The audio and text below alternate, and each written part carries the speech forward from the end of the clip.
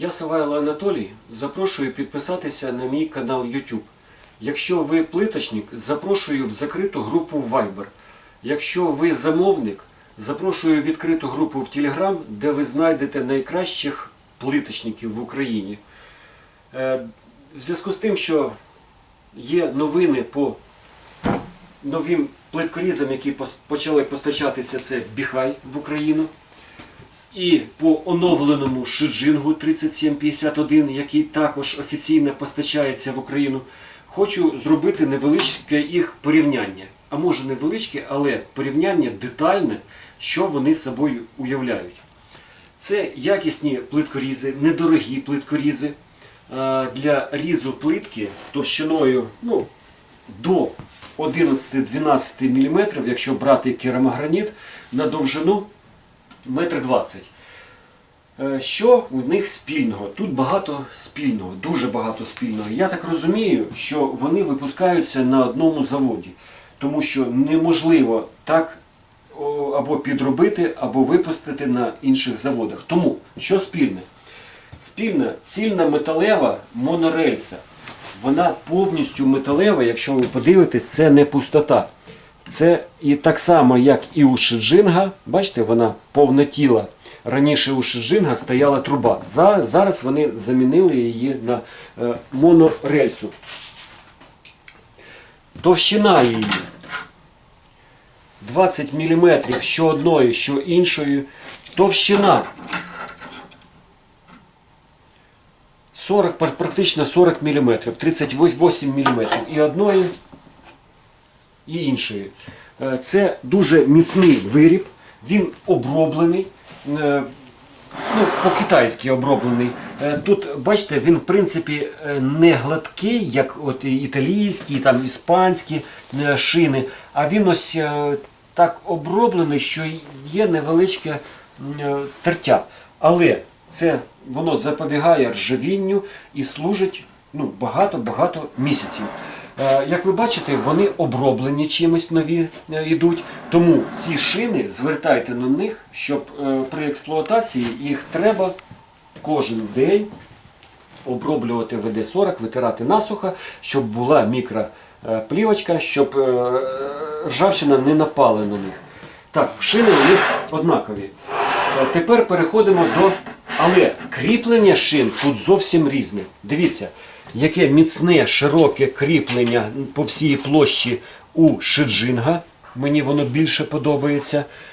Хоча, можливо, кріплення у Біхай також має місце на існування, але воно по товщині ширше. Крім того, у Шиджинга у Біхая немає можливості регулювати шину, щоб вона тримала кут 45. У Шиджинга 3751 вони залишили ось це регулювання. Кріпиться, якщо ви подивитесь, і там однакове кріплення. Отвір, виходить, вирізаний в шині, вставлений болт, зажатий двома гайками. І там однакове кріплення. Але у Шиджинга є ось такі отвори, в яких вставлені болти, які відповідають за слідуюче. Ви цими болтами, ви мене хочете вірте, хоч ні, можна виставити, щоб він був прямолінійний. От, наприклад, саме оцей, який постачався, були перетягнуті оці болти, і він був вигнутий буквально на 2 мм. Я відпустив, і воно стало на своє місце. Тому оцими болтами можна регулювати, якщо він вигнутий, але, звісно, якщо у вас дуга рівна, якщо вона посередині, а якщо, звісно, є такі дуги, що їх і не вирівняєш. І, звісно, можна виставляти, щоб був кут 90 градусів між поверхнею і шиною. Це також важливо. Якщо нема кута, якщо він трошки повернутий, то у вас плиткоріз буде давати дугу. Ось такі нюанси невеличкі. Слідуючи, переходимо до ручок. Ручки тут взагалі різні. Чому різні? Принципово різні. Тут дуже складна ручка, тут величезна кількість підшипників. Знизу стоять дві пари підшипників, тут два і тут два.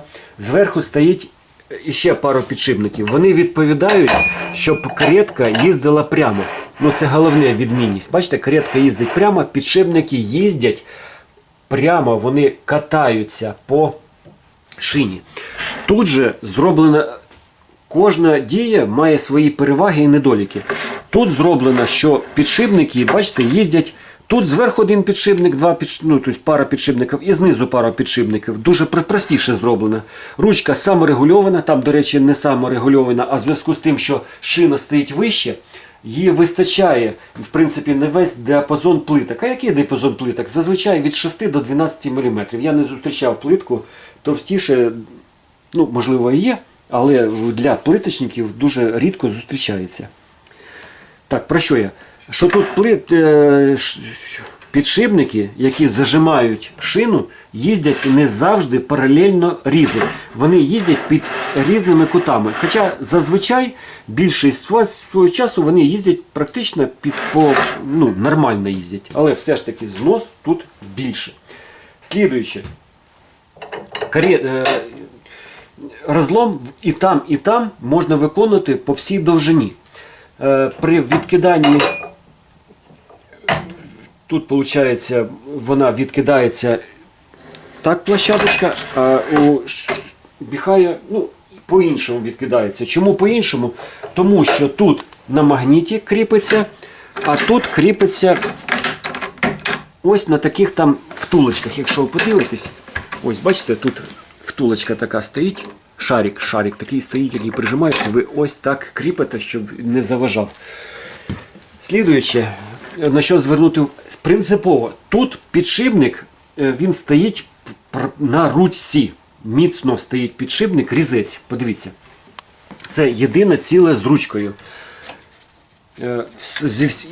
І ручка це єдине ціле з кареткою.